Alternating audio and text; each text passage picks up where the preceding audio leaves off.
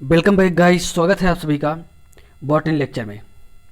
Guys आज की इस वीडियो में हम बात करेंगे बीएससी थर्ड ईयर का थर्ड पेपर के बारे में। ठीक, 27 अप्रैल को इसका एग्ज़ाम है, जो कि आप लोगों को पता ही होगा। डॉक्टर राम मनोहर लोहिया का 27 अप्रैल का थर्ड पेपर यानी बॉटनी सब्जेक्ट का एग्ज़ाम होने वाला है। फर्स्ट वेटिंग में है। गाइस इस वीडियो में हम environmental botany and plant pathology, जो कि पेपर का नाम है, इस पेपर से वेरी शॉर्ट टाइम का जो क्वेश्चन है, यानी सबसे छोटे जो क्वेश्चन आते हैं यानी 50 वर्ड में लिखने को, उसके सभी ऐसे प्रश्न हमने यहाँ पे रखे हैं जिससे आपका यहाँ पर इस वीडियो को देखने के बाद 15 नंबर तो एकदम फिक्स ही हो जाएगा। यानी कहीं भी यानी कि ऐसा कोई नहीं होगा क्वेश्चन जो आप ना कर पाएँ। केवल इस वीडियो को अच्छे से वॉच कर लीजिएगा पूरा। बस जिस दिन एग्ज़ाम रहेगा उस दिन भी एक बार आप देख लीजिए, एक बार आज देख लीजिए, कम से कम 2 बार देख लेंगे। जिन्हें ज़्यादा दिक्कत होगी वो 3 बार भी देख सकते हैं, कोई दिक्कत नहीं है, क्योंकि जितनी बार आप देखेंगे उतना ज़्यादा आपका तैयार होगा। और ये बात बिल्कुल मत भूलिएगा कि आपका 15 नंबर इससे फिक्स हो जाएगा। तो चलिए गाइस यहाँ पर स्टार्ट करते हैं। पहला क्वेश्चन आपके सामने रख रहे हैं, वो सारे प्रश्न यहाँ पर रखे गए हैं जो हर साल वही क्वेश्चन रिपीट होते हैं। हमको लगता है बहुत ज़्यादा अगर दिक्कत होगी तो 1 से 2 क्वेश्चन, इवन हम कह सकते हैं मिनिमम 1 क्वेश्चन आप कर लीजिए जो कि बदल के आ सकता है, नहीं तो लगभग 9 क्वेश्चन तो वही रहते हैं। ठीक है, तो चलिए स्टार्ट करते हैं। सबसे पहले नंबर 1, क्वेश्चन नंबर 1 पे हम नज़र डालते हैं। यहाँ पर वेरी शॉर्ट टाइम का क्वेश्चन है। यहाँ पर सबसे पहला क्वेश्चन है सोशल फॉरेस्ट्री। सो गाइस आप जानते हैं सोशल फॉरेस्ट्री क्वेश्चन बहुत ही ज़्यादा पूछा जाता है। 1 नंबर का यानी 1.5 नंबर के 1 क्वेश्चन होते हैं, 15 नंबर आपको मिलने हैं। तो गाइस सोशल फॉरेस्ट्री क्या होता है उसे पहले नज़र डाल लेते हैं। सबसे पहले पॉइंट पे नंबर 1 पे है सोशल फॉरेस्ट्री। क्या होती है सोशल फॉरेस्ट्री? ठीक है, तो plantation through social forestry has been addition much emphasized by the government of India to meet the demand of fuel and fodder to rural area. Guys rural area में fodder and fuels की पर्याप्त मात्रा हो सके, इसके लिए government द्वारा एक टीम गठित की जाती है। ठीक है, जिसके माध्यम से ज़्यादा प्लांटेशन की प्रोसेस कराई या की जाती है, उसी को सोशल फॉरेस्ट्री बोलते हैं। यानी एक ऐसी विधि है। ठीक, ये पहला क्वेश्चन हो जाएगा। उसके बाद दूसरा क्वेश्चन है बायोगैस। ये क्वेश्चन भी बार बार आता है कुछ, तो यहाँ पे इस क्वेश्चन को आपको ध्यान से देखना है और समझना है, नोट कर लेना है कॉपी में, एक अलग पेज पे लिख लीजिए, ताकि जिस दिन एग्जाम रहे उस दिन आप इसे 10 मिनट भी सरसरी निगाह से देख लेंगे तो आपके सारे क्वेश्चन तैयार हो जाएंगे। ठीक, biogas. Biogas is an energy rich gas produce by anaerobic respiration, यानी एनारोबिक बैक्टीरिया या फिर आप कह सकते हैं माइक्रो ऑर्गेनिज्म जो कि एनारोबिक रिस्पायरेशन करते हैं। उनके रिस्पायरेशन करने के बाद जो गैसेस निकलती है उसे हम क्या कहते हैं? बायोगैस बोलते हैं। ठीक है, बिकॉज माइक्रो ऑर्गेनिज्म डिकम्पोजिशन का काम करते हैं, यानी वो डिकम्पोज करते हैं ऑर्गेनिक मैटर को। ठीक, और इसको हम कह सकते हैं थर्मोकेमिकल कन्वर्जन ऑफ बायोगैस, ये प्रोसेस भी कह सकते हैं। तो इसके माध्यम से यानी bacterias and other micro organism के द्वारा बायो प्रोडक्ट जो होते हैं उन्हें क्या करते हैं? डिकम्पोज करते हैं बैक्टीरिया वगैरह, और उसके बाद जो गैसेस निकलती है उसी को हम बायोगैस कहते हैं। इसे आप फ्यूल के रूप में यूज कर सकते हैं। ठीक है, फ्यूल के रूप में यूज कर सकते हैं या फिर किया भी जा सकता है, जिसमें सबसे मुख्य जो गैसेस होंगी CH4 एंड CO2 हो जाएगा। ठीक, आगे बढ़ते हैं। Ozone hole. Guys ozone hole क्या है? ये क्वेश्चन भी बार बार आता है। ज़्यादातर ओजोन लेयर के रूप में आया है। ये ओजोन लेयर क्या होती है, लेकिन ये यहाँ पर रख दिया गया ओजोन होल। सो ओजोन होल क्या होता है? गाइज एक बात आप समझ लीजिए, जहाँ पर ओजोन गैस की लेयर या मात्रा कम होगी या नहीं होगी, उसी पार्ट को हम बोलेंगे ओजोन होल। होता कैसे है ये भी आपको डिटेल हम वीडियो बना देंगे। एक चीज़ और, जो बायोगैस यहाँ पर हमने बताया है इसका डिटेल वीडियो हमने बना दिया है, इसका वीडियो आपको प्लेलिस्ट में मिल जाएगा। ठीक, अगर 5 नंबर में या 60 में 200 वर्ड में लिखने को आ जाता है तो वहाँ से आप इसको पढ़ लीजिए। ठीक, ओजोन होल क्या होता है guys? The ozone hole is not technically, ये होल टेक्निकली एक होल नहीं है, बल्कि एक ऐसा एरिया है ओजोन लेयर का जहाँ पर ओजोन की लेयर कम होती है, नहीं प्रेजेंट होती, उसी को ओजोन होल बोलते हैं सिंपल भाषा में। स्क्रीनशॉट ले लीजिएगा और आराम से लिख लीजिएगा इसको, ठीक है। नेक्स्ट पॉइंट यानी अगला क्वेश्चन हो जाएगा चौथे नंबर पे CFC। CFC क्या है?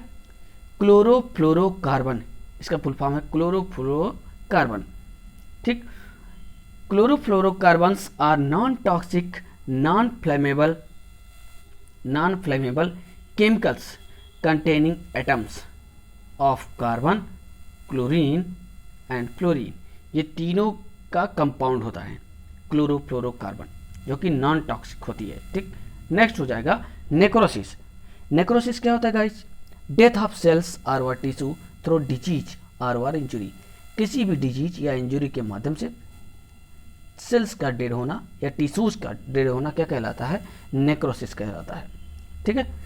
नेक्स्ट अगला क्वेश्चन हो जाएगा बायोमैग्निफिकेशन। ये क्वेश्चन बहुत बार आया है, बहुत ज़्यादा आया है, तो ये बहुत इंपॉर्टेंट है, इसे अच्छे से आप नोट कर लीजिएगा, भूलिएगा मत, इसे रट लीजिए। यूँ कहें आपको ये जो क्वेश्चन यहाँ पर बताने वाले हैं सब रट लीजिए। 35 क्वेश्चन यहाँ पर हमने रखे हैं, सबको रट लीजिए, आपका 15 नंबर फिक्स हो जाएगा। The process of accumulation of certain chemicals in living organism to a concentration higher than that occurring in the inorganic non-living environment, that is known as biomagnification. Okay, next endangered species। guys endangered species क्या होती है? An endangered species is a species that is very likely to become extinct in the near future either worldwide। that means ऐसी species जो कि extinct पे के लगभग कगार पे होगी या एक्सटिंक्ट होने वाली होगी, उसे हम क्या बोलेंगे? इंडेंजर्ड स्पीसीज बोलेंगे, ठीक। चलिए नेक्स्ट यूट्रोफिकेशन अगला हो जाएगा। यूट्रोफिकेशन बहुत क्वेश्चन आया है, ये भी यूट्रोफिकेशन बहुत बार आया हुआ है, ठीक। तो इसे देख लीजिए, increase productivity due to nutrient abundance.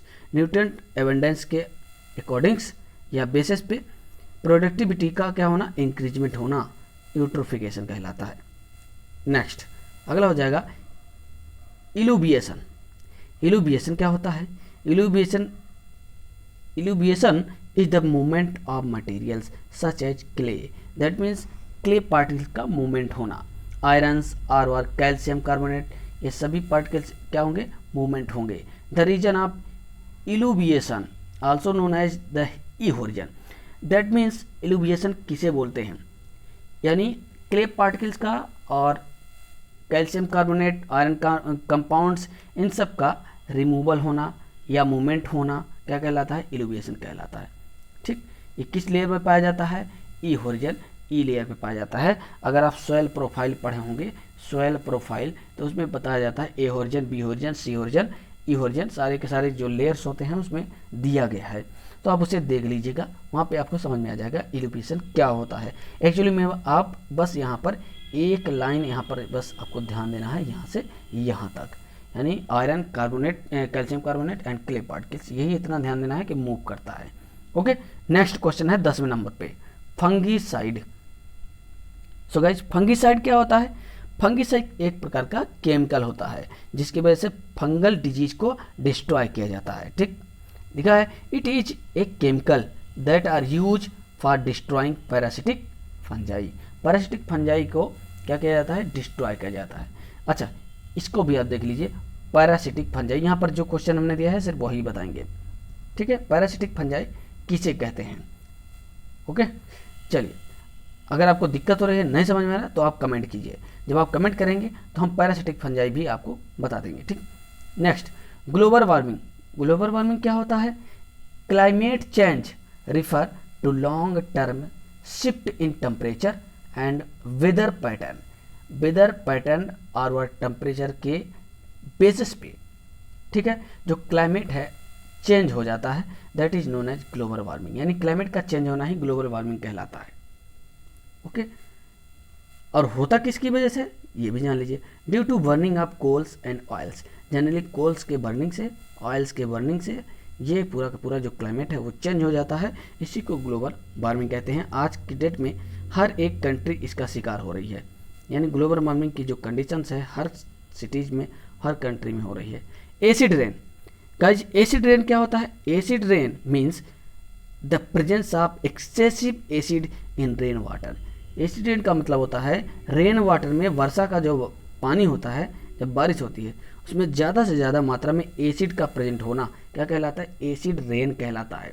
ठीक, कौन सा एसिड हो सकता है, HNO3 और H2SO4 सल्फ्यूरिक एसिड और नाइट्रिक एसिड, ये एसिड ज़्यादा मात्रा में उसमें पाया जाता है। ठीक है, नेक्स्ट अगला हो जाएगा green house effect.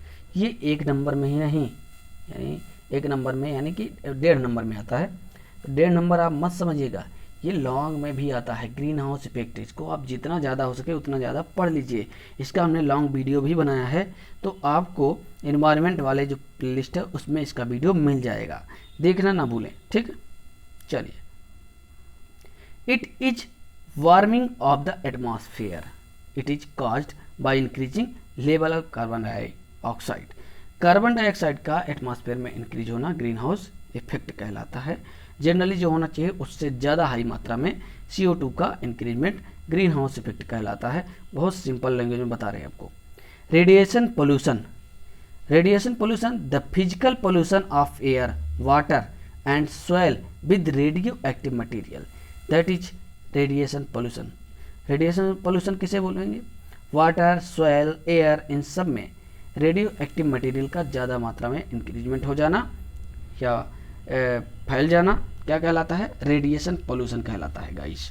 Next biotic community, what is biotic community, 1 number में ये भी आता है। मतलब ये सारे ऐसे क्वेश्चन हैं जो बहुत बार रिपीटेड हैं, इनको अच्छे से पढ़ लीजिए। ये population of A same species, किसी सेम स्पीसीज की जो पॉपुलेशन होगी उसे हम क्या बोलेंगे, बायोटिक कम्युनिटी बोलते हैं। चलिए अब देखते हैं क्वेश्चन नंबर 16 पे। क्वेश्चन नंबर 16 का दिया है प्लांट वायरल सिम्टम्स और बैक्टीरियल सिम्टम्स, यानी बैक्टीरियल डिजीज द्वारा होने वाले सिम्टम्स क्या हैं और वायरल डिजीज द्वारा होने वाले सिम्टम कौन कौन से, कैसे पता करेंगे। तो पहला यहाँ पर जो ब्लैक कलर से लिखा हुआ है वो सभी बैक्टीरियल सिम्टम्स हैं। ठीक है, leaf spot, fruit spot, canker, crown gall, ये 4 हमने लिख दिया है। आप इसमें कम से कम 2 याद कर लीजिए, बहुत काफ़ी है। ठीक है, 1.5 नंबर के लिए और क्या लिखेंगे आप, इतना बहुत है। नेक्स्ट हो जाएगा रेड कलर से जो लिखा हुआ है वो वायरल सिम्टम्स है, मोजेक लीफ पैटर्न। ठीक है, और उसके बाद नेक्स्ट हो जाएगा क्रिंकल्ड लीव्स। नेक्स्ट हो जाएगा इसी में yellow leaves symptoms, plant stunting. तो ये सभी जो वायरल द्वारा होने वाले सिम्टम्स हैं वो रेड कलर से हमने यहाँ पर लिखा हुआ है, वो आप देख लीजिए। गाइस नेक्स्ट हो जाएगा 17 नंबर पे डिफॉरेस्टेशन। बहुत ज़्यादा पूछा जाता है, बहुत ही ज़्यादा मात्रा में, बहुत सिंपल तरीके से एक लाइन में यहाँ पे लिखा हुआ है, डिक्रीज और रिमूवल ऑफ फॉरेस्ट, यानी फॉरेस्ट का डिक्रीजमेंट क्या कहलाता है, डिफॉरेस्टेशन, यानी फॉरेस्ट की कटाई जो होती है उसे डिफॉरेस्टेशन टर्म यूज करते हैं। ठीक है, next bio fertilizer. Bio fertilizers क्या है, a bio fertilizer is a chemical that contain living micro organism. Bio chemical एक प्रकार का क्या होता है, केमिकल होता है जो कि लिविंग माइक्रो ऑर्गेनिज्म के अंदर ही होता है। ठीक है, नेक्स्ट हो जाएगा 19 नंबर पे एलर्जेंस क्या होता है, ये भी बहुत बार पूछा गया है। A substance that can cause an allergic reaction, ऐसा सब्सटेंस जो कि कॉज करता है एलर्जिक रिएक्शन के लिए। ठीक है, नेक्स्ट सीवेज क्या होता है, इसे भी देख लीजिए। Sewage is a type of waste water, एक प्रकार का वेस्ट वाटर होता है, that is produce by a community of people. Community द्वारा, यानी कम्युनिटी मीन्स हो जाता है पॉपुलेशन, बहुत ढेर सारी पॉपुलेशन, यानी ह्यूमंस द्वारा कह सकते हैं, गांव घर के एरिया से निकला हुआ वेस्ट वाटर का जो प्रोडक्ट होता है उसे सीवेज कहते हैं। ठीक है, अब नेक्स्ट हो जाएगा पैथोजेनेसिटी क्या होती है, the process of causing disease of A host, किसी होस्ट द्वारा डिजीज काज करने की जो प्रोसेस होती है उसी को पैथोजेनेसिटी कहते हैं। 22 नंबर पे आते हैं, the rhizosphere is the narrow region of soil का क्या है, एक नैरो रीजन होता है, और वह substrate that is directly influenced by root secretion. ठीक, नेक्स्ट प्लांट क्वारंटाइन क्या होता है, to sustain crop production by preventing losses due to pest and disease. Pest and disease द्वारा लॉस होने वाली जो प्रोसेस होती है उसको सस्टेन करना ही प्लांट क्वारंटाइन कहलाता है। ठीक है, plant quarantine. Next, saline soil. Saline soil क्या होती है guys? The process of increasing the salt content is known as salinisation. और इस सैलिनाइजेशन की प्रोसेस जिस सॉइल में पाई जाती है उसी को सैलाइन सॉइल कहते हैं। ठीक, नेक्स्ट अगला हो जाएगा हाइपरट्रॉफी। ये वाई काट दीजिएगा, हाइपरट्रॉफी हो जाएगा। हाइपरट्रॉफी क्या होता है? इनलार्जमेंट ऑफ द सेल्स और टिश्यू। सेल्स और टिश्यू के इनलार्जमेंट होना ही क्या कहलाता है? हाइपरट्रॉफी। किस में पाया जाता है? एग्जाम्पल में देखा जाए तो एल्ब्यूगो कैंडिडा द्वारा, फंगस द्वारा काज किया जाता है। किसमें? क्रूसीफेरी के सभी प्लांट्स में लगभग ये डिजीज होती है। पर ट्रॉपी। वेन बाइंडिंग क्या होती है? Vein binding is another symptoms shown by plants as a result of viral infection. Viral infection के बाद जो वेन क्लियरिंग होती है, वेन क्लियरिंग प्रोसेस होती है, जनरली इसका एग्जांपल अगर देखा जाए तो वो हो जाएगा किस प्लांट में? Yellow Ben mosaic disease of भिंडी, यानी भिंडी के प्लांट में देखा जा सकता है। जो लीव्स होती हैं वो येलो, लीव्स के जो वेन्स हैं येलो कलर की हो जाती हैं, येलो कलर में कन्वर्ट हो जाती हैं। नेक्स्ट हो जाएगा फाइलोडी। फाइलोडी क्या है? ये नया क्वेश्चन है लेकिन पूछा जाता है, एक दो बार पूछा गया है। Phyllody is a condition where parts of a flower और the entire flower is replaced with the leafy structure. Leafy structures के थ्रू रिप्लेस कर दिया जाता है, अलग कर दिया जाता है। ठीक, नेक्स्ट जीरोसियर्स। ये भी बहुत बार आ चुका है। जीरोसियर्स बहुत ही इंपॉर्टेंट है। Xerosere is succession beginning in a dry area is known as xerosere. यानी प्लांट सक्सेशन की जो प्रोसेस है, सक्सेशन ऑफ प्लांट्स, यानी वन कम्युनिटी के द्वारा दूसरी कम्युनिटी को रिप्लेसमेंट किया जाता है और आगे की हायर लेवल की जो कम्युनिटी है वो उसका डेवलपमेंट होता रहता है। सो ड्राई एरिया में, यानी जहाँ पर वाटर की मात्रा बहुत कम पाई जाती है, ऐसे एरिया में प्लांट सक्सेशन होना क्या कहलाता है? जीरोसियर्स सक्सेशन कहलाता है। Next paedogenesis. Paedogenesis is the study of origin and formation of soil. Soil के फॉर्मेशन को पीडोजेनेसिस बोलते हैं। ठीक, नेक्स्ट हो जाएगा स्मॉग। बहुत सिंपल भाषा बता रहे हैं, बहुत ज़्यादा डिटेल इसको नहीं कर रहे हैं, इसलिए केवल फटाफट हम इसको आपका तैयार करवा दे रहे हैं। Smoke, a mixture of smoke and fog. Smoke and fog का जो मिक्सचर होता है उसे स्मॉग बोलते हैं। ठीक है, smog is a specific type of air pollution. एक प्रकार के ये भी एयर पोल्यूशन होता है, दिल्ली एरिया में बहुत ज़्यादा होता है, देख सकते हैं आप सामने। ठीक, next density. What is density? Density, population density is the number of individuals per unit area और per unit volume. Per unit area में पाए जाने वाले इंडिविजुअल्स की संख्या को ही क्या कहते हैं? डेंसिटी कहते हैं। एक लाइन में बहुत इंपॉर्टेंट है, कई बार पूछा गया है। Next symptom of late blight of potato. Late blight of potato का सिम्टम्स क्या होगा? When drying out leaves turn brown और black in colour.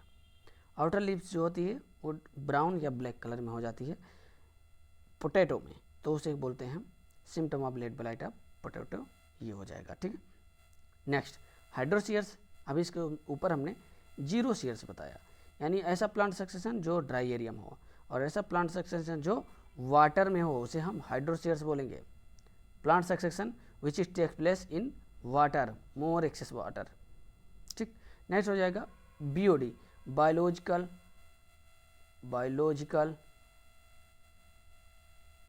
Oxygen demand. ये लिख लीजिएगा, बायोलॉजिकल ऑक्सीजन डिमांड। एक और होता है सीओडी, यानी केमिकल ऑक्सीजन डिमांड। ठीक है, ये हो जाएगा। Next DDT. डीडीटी क्या है? इसका फुल फॉर्म यहाँ पर लिखा हुआ है। केमिकल होता है जो कि जनरली इंसेक्ट पेस्ट को डिस्ट्रॉय किया जाता है। ठीक है, और ग्रासेस को भी डिस्ट्रॉय करने के लिए इसका इस्तेमाल किया जाता है जनरली DDT। डाइक्लोरोडाइफेनिल ट्राइक्लोरोएथेन, डाइक्लोरोडाइफेनिल ट्राइक्लोरोएथेन, ध्यान से याद कर लीजिए इसको। नेक्स्ट और लास्ट क्वेश्चन है यहाँ पर 36 number, symptom of yellow vein mosaic of bhindi. Symptom of yellow vein mosaic of bhindi. So guys इसमें होता क्या है कि वायरल डिजीज है, वायरल डिजीज द्वारा होने वाली प्रोसेस है जो कि भिंडी के प्लांट में होती है। भिंडी के प्लांट में होती है, आपने देखा होगा उसकी वेन्स जो होती है भिंडी के प्लांट की, आप देखेंगे इस तरीके की और लीफ होती हैं कुछ इस तरीके का, लेकिन इसमें जो वेन्स निकली हुई होती हैं, देख लीजिएगा आपके पास अगर आपके यहाँ भिंडी अवेलेबल हो तो आप देख सकते हैं उसमें येलो कलर की हो जाती है, जितनी वेन्स निकली हुई सब येलो कलर की हो जाती है। तो इसी को बोलते हैं येलो वेन मोजेक ऑफ भिंडी, वायरल द्वारा डिजीज काज किया जाता है। ठीक है, ध्यान दीजिएगा। सो इतना इम्पोर्टेंट क्वेश्चन, जो कि कम इम्पोर्टेंट नहीं बल्कि बहुत ही ज़्यादा इम्पोर्टेंट क्वेश्चन, हमने इम्पोर्टेंट लगभग 36 क्वेश्चन ऐसे बताए हैं। इस बात की मैं गारंटी लेता हूँ, अगर आप ये 36 क्वेश्चन अच्छे से तैयार कर लेते हैं तो लगभग आपका यूँ समझिए 15 नंबर आपका फिक्स है। गलती से अगर 1-2 क्वेश्चन नया आ जाता है फिर भी 8 क्वेश्चन तो ऐसे होंगे मैक्सिमम जो कि आपको इसी से फंसने वाले हैं, गारंटी है। ठीक है, चलिए तो गाइज आज का वीडियो यहीं पे समाप्त करते हैं। वीडियो को फटाफट लाइक कर दीजिए और अच्छा लगा है तो तुरंत फॉरवर्ड कर दीजिए अन्य दोस्तों के पास, और पहली बार जुड़े रहें चैनल के साथ तो सब्सक्राइब करना मत भूलिएगा। धन्यवाद।